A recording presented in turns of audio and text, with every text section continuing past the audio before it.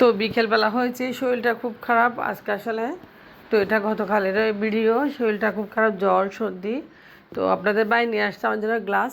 বাসায় একদম গ্লাস নেই, বাচ্চারা সবগুলা গ্লাস ভেঙে ফেলছে। তো গ্লাসগুলো খুব ভালো ছিল আসলে, দেখতে সুন্দর লাগতেছে। দেখেন গ্লাসগুলো একদম মজবুত ছিল। তো গ্লাস আনতে আনতে আজকে পরিশেষে গ্লাস নিয়ে আসলো। যাই হোক না, কিছু বাজার নিয়ে আসছে আমার জন্য। এদিকে নিয়ে আসছে শুটকি, আর এদিকে সবজি, অনেকগুলো সবজি আনা হয়েছে, কারণ আমি সবজি খুব পছন্দ করি। আর কুরবানিতে যেহেতু চলে আসছে, সবজি খুব দরকার, অনেক দোকানপাট বন্ধ থাকবে। তো এদিকে করলা আর নিয়ে আসছে একদম ফ্রেশ ফ্রেশ করলা। করলাগুলো দিয়ে সে চিংড়ি শুটকি খুব ভালো লাগে আমার কাছে। তো করলাগুলো একদম পাকা পাকা ছিল। আর এদিকে নিয়ে আসছে উনি বেগুন আর পটল, বেগুন আর পটল নিয়ে আসছে, কতগুলো বেগুন আনছে আর পটল আনছে। সবগুলো ফ্রেশ ছিল আসলে। এখন বাজারে প্রচুর দাম, 100 টাকা নিচে কোনো সবজি না আসলে। তারপর সবজি ছাড়া আসলে কিছুই খাওয়া যায় না, সবজি ছাড়া ভালো লাগে না। তো ওদিকে পটল নিয়ে আসছে, পটলও শুটকি দিয়ে রান্না করা হবে, খুব ভালো হবে। তো আমার জন্য সব কিছু সবজি নিয়ে আসছে, আমি যা যা পছন্দ করি যা যা বলছি। তো আরও কিছু নিয়ে আসছে, দেখি আপনাদের ভাই অনেক কিছু নিয়ে আসছে আজকে, তাল আনছে। তো এটা আমার ছেলের জন্য একটা, পড়ার টেবিলের জন্য একটা কলম রাখার কলমদানি আনছে, অফিস থেকে পাইছে। সো বাচ্চাদের জন্য নিয়ে আসছে।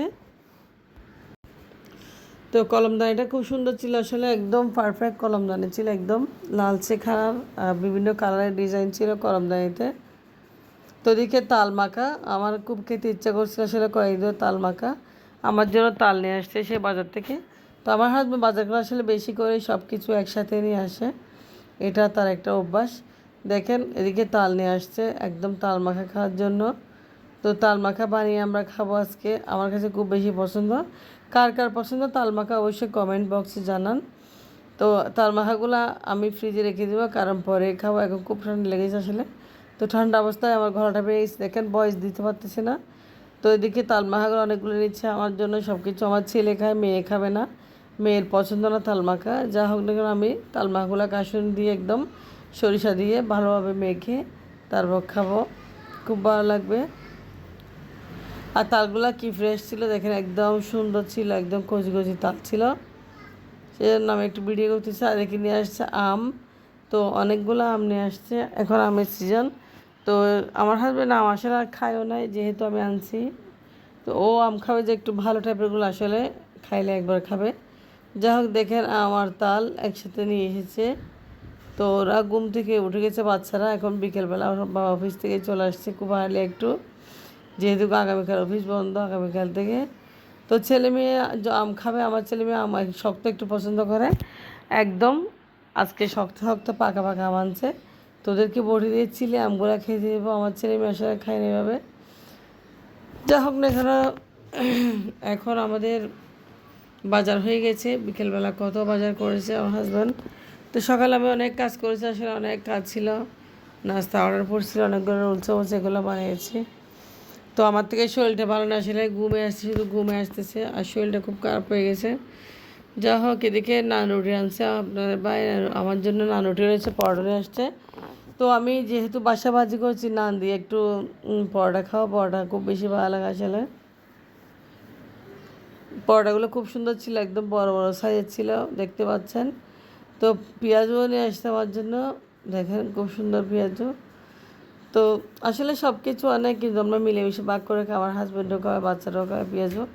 মাঝে মাঝে বাইরে থেকে এনে আমি পেঁয়াজও খাই, বাসায় বানাই। তো ঝাল নাস্তা মাঝে মধ্যে আসলে খুবই বেশি ভালো লাগে।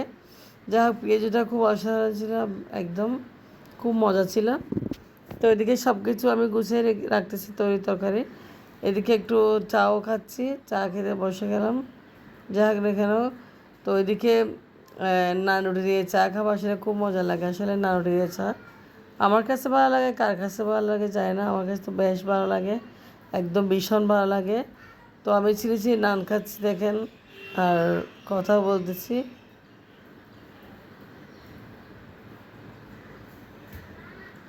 তো খেতে খেতে গল্প করতেছি আপনাদের ভাইয়ের সাথে, আসলে অনেক গল্প করতেছি।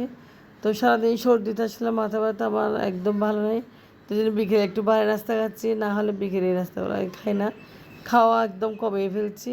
তো একদম এখন শুধু চাটাই খাই, তাও রং চা, দুধের চা না, এটা হচ্ছে শরীরের জন্য ভালো।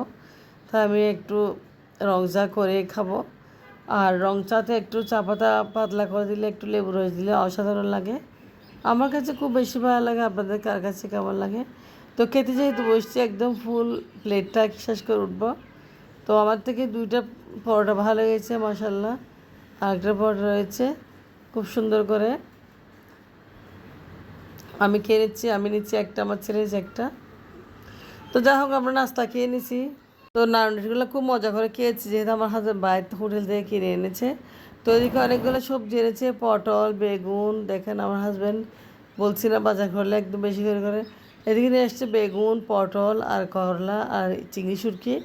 এগুলো হচ্ছে শুটকি। এই শুটকিগুলি একদম তরকারি খুব বেশি ভালো লাগে। বড় বড় চিংড়ি শুটকি আর গরুর মাংস নিয়ে আসছে। এদিকে অল্প গরুর মাংস আমার ছেলে যে আলাদা রান্না করছি তরকারি হিসাবে।